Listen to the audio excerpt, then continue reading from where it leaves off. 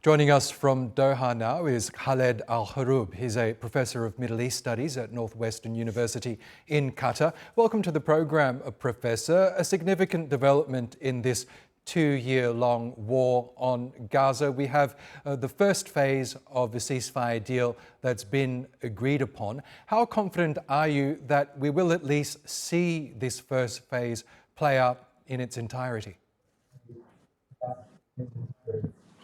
The first phase, I think, will be implemented because the main element in this phase is basically the release of the Israeli captives, on which the American and Israeli efforts have been hovering around for the entire time of the past 2 years.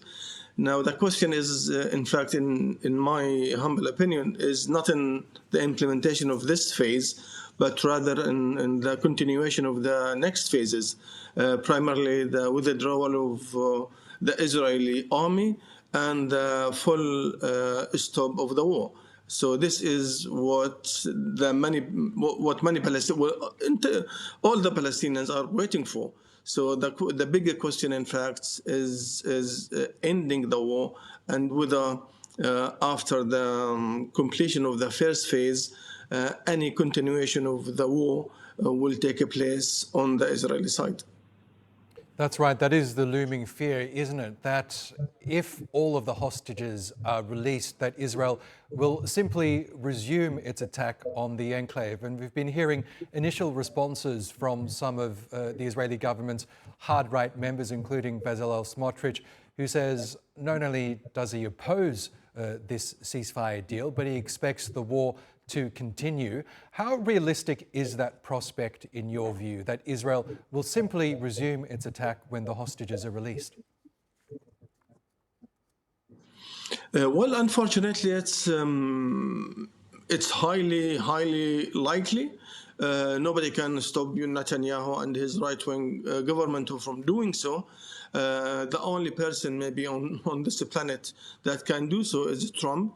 And again, in the White House, in this administration, which is characterized by to be unpredictable in every single aspect, nobody knows, because we have seen this with this administration, with the Trump, over the past couple of years, over the past few months, in fact, when they hit Iran, that you have Plan A and Plan B. Plan A is to strike Iran. Plan A is to strike Gaza, to strike Hamas and the Palestinians. And the Plan B is offered on the table, that is the negotiation track. So in Oman, they had negotiations with the Iranians, and they have been even Trump himself was posting on this, that things were positive and hopeful, and they could lead to a deal between the Americans and the Iranians. And yet Plan A, I call it, Plan A was to prepare to strike Iran at the same time. So maybe we are having the same scenario. I wouldn't kind of rule this out. That is, what we are seeing is a Plan B, in fact. That is to release the captives, and then we carry on with the Plan A once the captives are released. And then in that, consequently, of course, Hamas will have no leverage, no card on the negotiation table.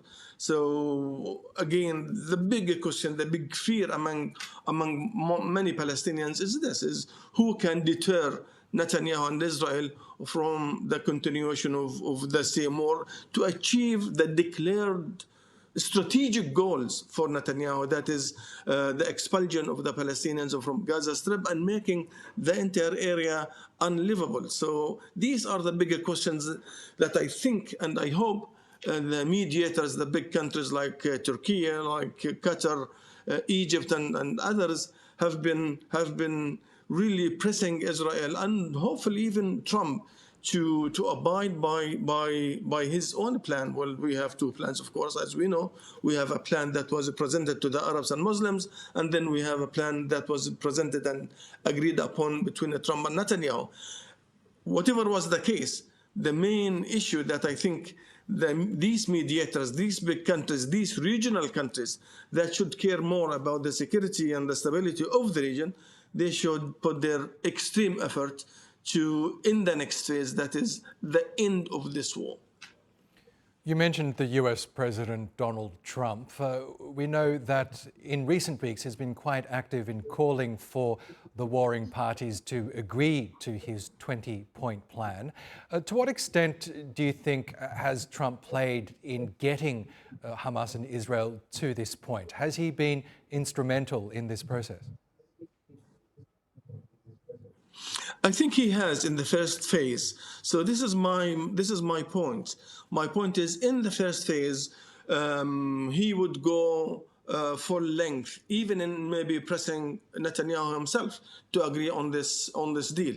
Now, my doubts, my skepticism comes in the second phase. In the second phase, again, judging by Trump's, if you like, track record himself, he used to raise the expectations, to create this climate of optimism that everybody is waiting for this big splash, big deal with the Iranians.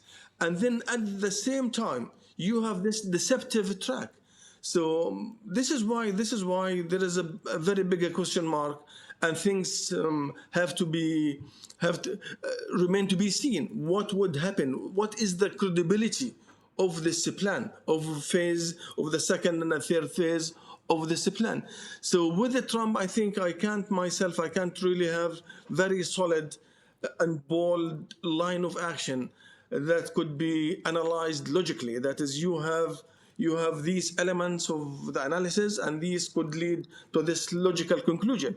This doesn't work with how Trump conducts his own politics, because it could go back and forth. It could go in a zigzag fashion. So nobody knows. So this is why this vagueness and ambiguity at this very moment is very dangerous, and could be open and leading to basically any scenario, in fact. Okay, Professor Khaled al-Hroub, we'll have to leave it there. Thank you so much again for joining us on the program.